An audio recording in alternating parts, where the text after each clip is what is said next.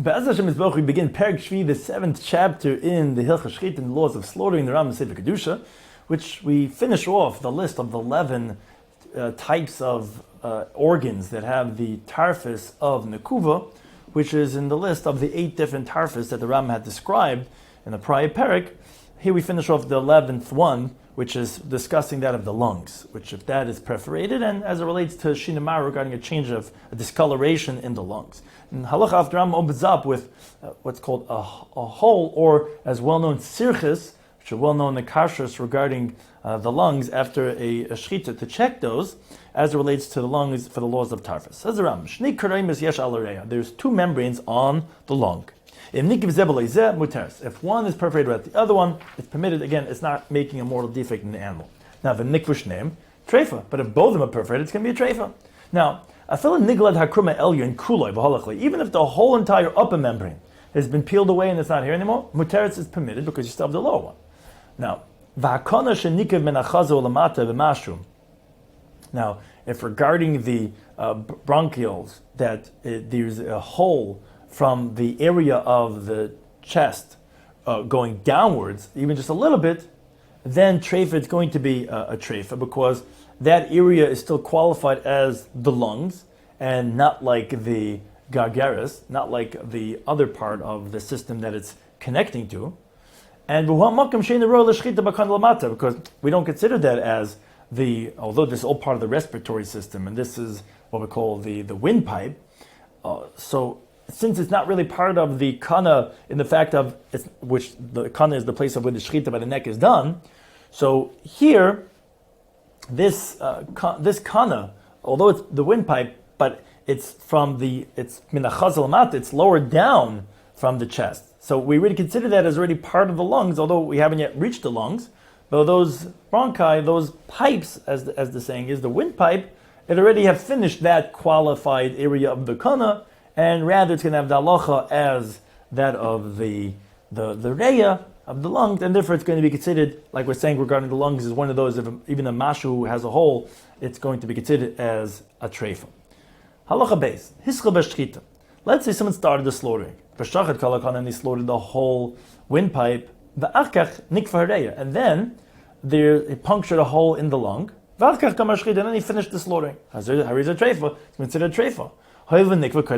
Because ultimately he punctured a hole in it before he finished the slaughtering, and because it's not enough with one pipe, you got to do both pipes. And after you did one, although the windpipe is actually what you severed, it's actually connected to the lungs, which obviously it's not. But still, you made a treifa in it before you finished the shechitah. So therefore, it's nevela. It's a treifa. It's not considered as a kosher animal. And anything that's similar to that, which, for example, let's say he was slaughtering the other pipe, the vesha, the food pipe, and then he punctured one of the digestive tracts, and then he finished the shechitah. Same idea. It would be considered as a treifa. Halacha gimel. Echad misimfayne reya shenikav. One of the bronchioles, which are one of the smaller pipes of the lung that has a hole, then afila nikav l'chaver, that even if it opens up to the next bronchiole near it, treifa, it's going to be a treifa. The reason for this is because the other bronchiole, since it's hard, it doesn't close up the hole, so it wouldn't close up the puncture, and therefore it's a treifa. V'reish nikfa. Now, if the lung has a perforation, a hole, and there's a scab that grows there on the wound, when they close up the hole, again in the klum, it's nothing. And nikfa ha'ib shel reya. Let's say the large mass of the lung has a hole. So alpha bishul different says mato. So even if one of the ribs of the rib cage that's near it, even though it closes it up, treifa, it's going to be considered as a treifa, because since the primary mass of the lungs is above that space at a distance from the ribs, so therefore it's going to get dislodged. So it's not really going to close it up. Now, in contrast, which is lower down, let's say where the lobes are, where it starts cutting off from the primary mass of the lungs, and there it's perforated. But that's actually where the rib cage is actually laying, because the rib cage and the lungs are right near each other, and there it would stay lodged in and it would block it up. Then it's going to be kosher, because it's going to remain there, and it's not going to open up that hole of the lung. Halacha dal, says Rambam. When we say that, If this hole that was created in the lobes is being closed up with baster, with flesh, but if let's say the hole is near the bone, then that from the ribs is not going to protect it. It has to be something soft that could plug it up, that could get stuck inside, unlike bone. Now, now let's say the hole in the lobes of the lungs got stuck in with something that has flesh and bones, well then it's okay because the flesh is going to keep it closed up. Halacha hey. So if someone has this mass of the lung, it turns out, interestingly, that it's very close to the ribs, to the rib cage, which it's not usually so close.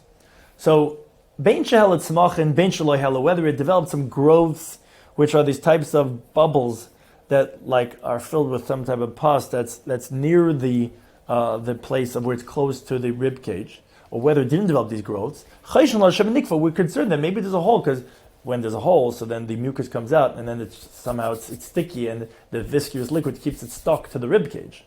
So either way, we suspect over here whether it has these growths which would develop because of the mucus or not. So what do we do? How do we check this? So what you do is you slaughter the animal. Now you detach the lungs from the ribs. We're careful when we're doing this not to make a hole. Now, if you find a hole, and then you find on the rib a maka, a wound, right near the place where there's a hole in the lung, then we suspend to say that this hole was actually from this wound that was created in the ribs. But we say and that it only punctured it after it was slaughtered, when it was taken off minamaka from where the wound was. But we don't suspect that was there beforehand. Now, but if there's no wound in the ribs, so there's no reason to suspect that this was somehow, because if it would have made this puncture in the lung afterwards, you would have found some type of a wound in the ribs. You don't see any damage with the ribs. So if you do then you know that this hole in the lung was before slaughtered, and therefore treifa, then we're going to consider that as a treifa. Allah the Rambam continues regarding different flaws with the lungs and how to check for these problems. It says Rambam, what happens if you find the lungs, which is obviously with the whole breathing of the creature, this is the respiratory system, you find a place which is closed up, even just a little bit, meaning where basically what it means to say is that no air can get through, you don't see any air that could get through from one part of the lung to the other part. And it doesn't inflate over there. So it has the same halacha like a hole, and it's going to be a treifa, because what's the point of a hole? Is that it's leaking out somewhere, it's not able to function for its capacity. Here also, something's blocking it up, and obviously the creature can't survive like that. Now, the case of bite can say, how do you inspect for this? So what you do is you cut the area where it wouldn't inflate when you would try to inflate. If you find inside some mucus, so it's permitted. It's because of that liquid that the ear couldn't get through, but it's not an intrinsic problem with the animal. It's because of the lecha. Now, if let's say you don't find this mucus. So nice and love matrek, what you do is you put on it a little bit spittle, a tevin, or straw, a conif, or a feather, or anything like that. But nevertheless, then you blow it. If it flutters, then it's going to be kosher. If not, then treifa, then you say treifa she'ein ruach, and there's that means to say there's no air coming in over here. There's something that's anatomically blocked, and hence it has the same halacha like as if there's a hole, and therefore it's going to be a treifa. Halacha zayin says the Rambam reish sheyishama b'havara k'shenayf chanaisa. If you have a lung that you hear some type of hissing when you blow in it, so that usually happens when there's a hole somewhere, like anyone who's ever blown up a tire.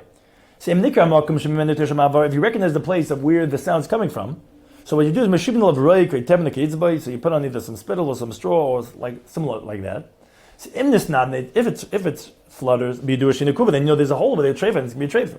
Now, if you don't recognize the place of where the sound's coming from, what you do is like this: you put it into lukewarm water, but and you blow into, which there's old pipes going into the lungs. That's the place of where all the air is coming through. And but you blow in it. In big hamaim, if the water bubbles, so then treifa, it's a treifa. You say there's a hole somewhere over here.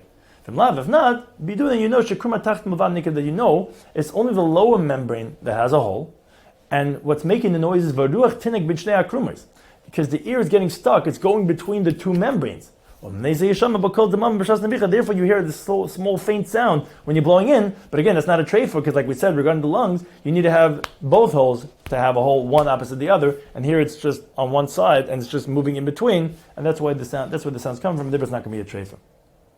This is a primary principle that you should have on hand. Any lung, if you're going to blow it in lukewarm water, the water's not going to bubble. And again, that means it's intact from any holes, and therefore it's going to be a kosher animal. Halacha test. Let's say the lungs, that the insides of the lungs just spills out like a flask. But the outer membrane of it is totally intact without any holes. So if the bronchioles, because it's obviously composed of a lot of tissue, a lot of different things, but if the bronchioles themselves, which are these small branches that come out of the primary lungs, if they still are in their original place and they have not dissolved, ksher is going to be kosher even though this lung is pouring out. Now, but if let's say even just one of the bronchioles have dissolved, then shreifa is going to be a treifa. Now, kitzeros, and how do you do this? So what you do is you make a hole in the membrane of the lung. And you pour it into a vessel that's plated with lead. Okay, it's something smooth like that. If you see inside white threads, you do a shenimukas and find it's a treifa. That's obviously from the dissolving of the bronchioles, and it's going to be a treifa. From lav, if you don't find that, so what dissolved is just the flesh of the lungs, and that's okay. That's a ksher because that's not considered an integral to create the animal into a treifa. Rambam gets halacha yud regarding what happens if these types of boils on the lungs. Says the Rambam, if there's some type of a boils on the lung. Now, if it's filled with air, or clear water, or it's some type of mucus that flows like honey, or something like that. Or even or it's mucus that's hard and dry like a rock. That's permitted, there's nothing wrong with the lungs being treifa. Now, but let's you find inside of it putrid fluid, or water that's putrid or murky, or it's a treifa, that's a sign of decomposing in the animal, of degeneration, and it's going to be considered as a treifa. Now, when you take out this fluid and you're checking it, you have to check the bronchiole that's beneath it. If you find that there's a hole over there, and again that's why there might be this liquid over there, then treifa, it's going to be a treifa. Let's say you have a lung that you find these two boils, one near each other. Well then treifa, it's going to be a treifa. Why? Because it's very close to say that there's a hole between them, and there's no way to check that, and therefore that would make it into a treifa. Now let's say let's say there's really one boil, but it'll look like two. The reason is because there's like a type of a crease in the middle, so it looks like two. So nikfina achas, what you do is you make a hole in one of them. If the other one flows into it, then actually achas is considered really as one boil. And then materis, in other words, if there's no, like we said, putrid fluid or murky type of water, which we said by one you could inspect, but if it doesn't flow from one to the other, then it's considered like two boils, which we said two boils, that we're going to consider as a treifa, because that's very, has indicating features that there's a hole between them, and again, like we said, there's no way of checking that, and therefore it's going to be considered as a treifa. Halachit basis the Ram hareya shenismas masa. If the lungs have degenerated, they're like liquefied, so treifa, it's a treifa. Kitzah haso. So for example, let's say shenim Shlomo. Let's say you find it looks intact, but when you hang it, it starts falling apart. It starts just falling apart into pieces. Or let's say So the Rambam said, let's say you have the lung, which you find a hole where the butcher had been handling the lungs. So then materis, that's going to be permitted, because we suspend that the hole happened from his hands. But when we say it was from the hands of the butcher that it has a hole after it's slaughtered. Now, let's say let's say you find a hole somewhere else in the lung. Then you don't know if the hole was there before or after the slaughtering. So what you do is make another hole, and then you compare them. Like we said regarding the digestive organs in the previous parak, you compare if they look similar, then it obviously happened after Shechitah. If dissimilar, then we suspect it was before. Halacha Gimel, and you cannot compare the lung of small livestock to the lung of large animals. Rather, like making the holes that we're comparing, has to be from small livestock to small livestock and from large to large. Let's say nimtza neked be'echad min havabois. Let's say you find the hole in one of the boils. That's a treifa. Don't say nikav ababu acher ben that we should make a hole in another boil and compare and see did it happen after or before. Because that's not recognizable regarding the boils. That's only recognizable on the lungs itself. Says Malachi Yadalad. Machat shenimtzas berdeya. Let's say you find a needle in the lungs. So neifkan I say we inflate the lungs, and im loyotzim min ruach, if there's no air that's coming out, so you do it, then you know that it came in through the blood, that it came in through the some of the other through the bronchioles, and that it didn't have a hole through the digestive tract coming into the respiratory tract. No, it somehow got in there and it didn't make a hole. Now, but let's say they cut open the lung before they were able to do this test of blowing it up. And they find a needle over there. Then it's going to be forbidden because it makes a lot of sense that it would have punctured somewhere a hole when it came in. It's only if it's still intact and you blow it and there's no air coming out. So then you know that then you presume that it came in through the symphinus. But if not, then we're going to suspect that it was a treifa, that it came in and made a hole as it came in.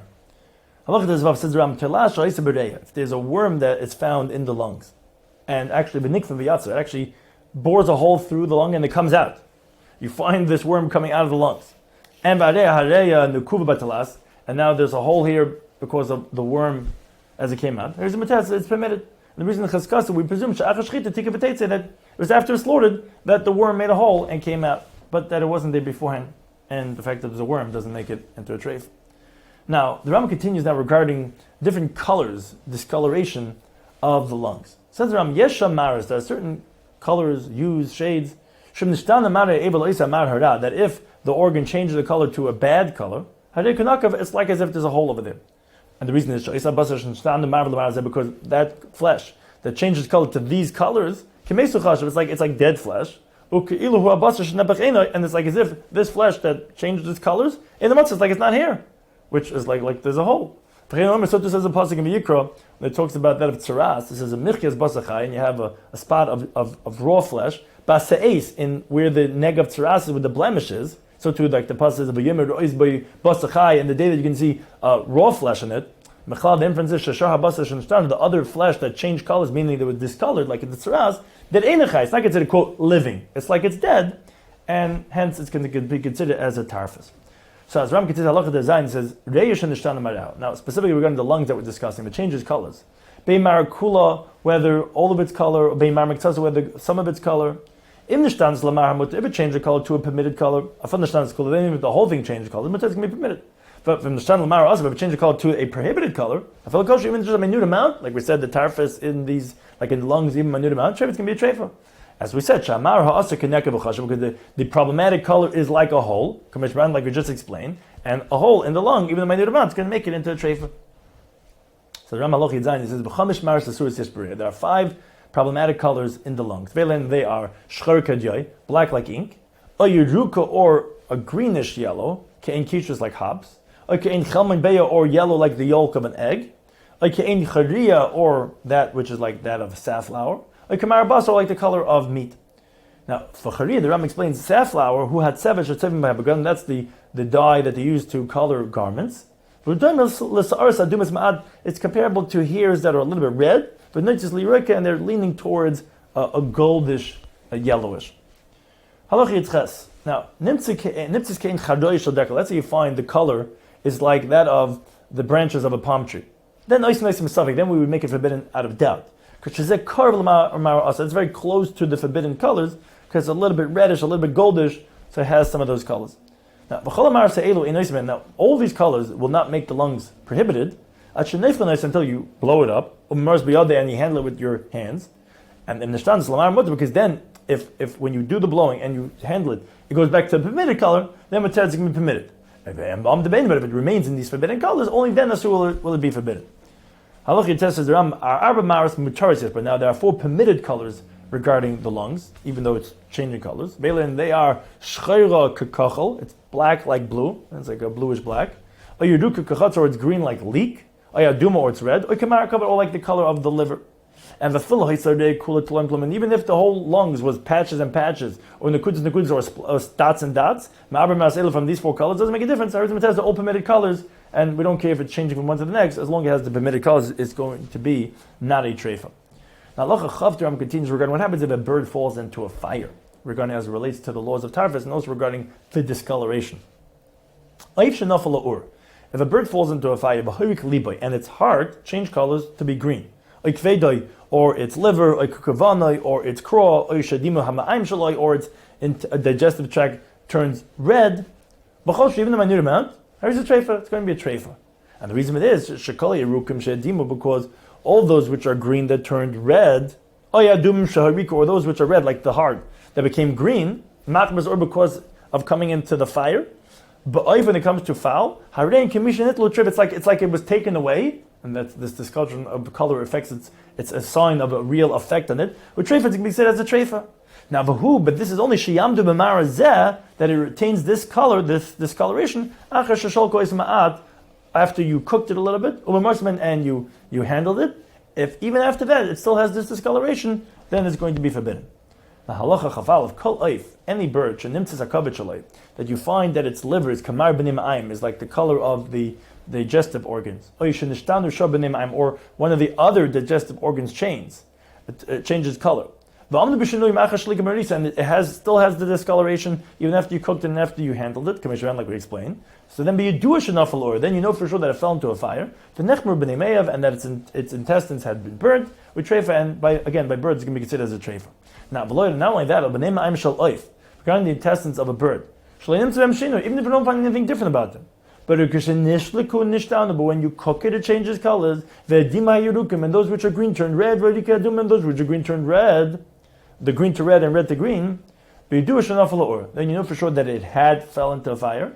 And that its intestines got burnt and became a trefa, although you didn't see that color, but that's only because it was covered over. So when you cooked it and you finally see to the original color of the discoloration, so therefore it's going to be considered as a trefa. And the Rambam concludes regarding a change of color as it relates to the veshet, to the food pipe. So to the gullet. And if you find that the outer skin of the food pipe is white, which actually the origin is that the inner one is white and the outer one is red, and they change colors. So you have the outer one being white, the pnimi adam, and the inner one being red. Then whether we're talking about the food pipe of a bird or of an animal, it's like it's not there, and therefore we're treifa. Just like if it wasn't there, it would be a treifa. So to here, the discoloration going from red to white or white to red would be considered also as a treifa.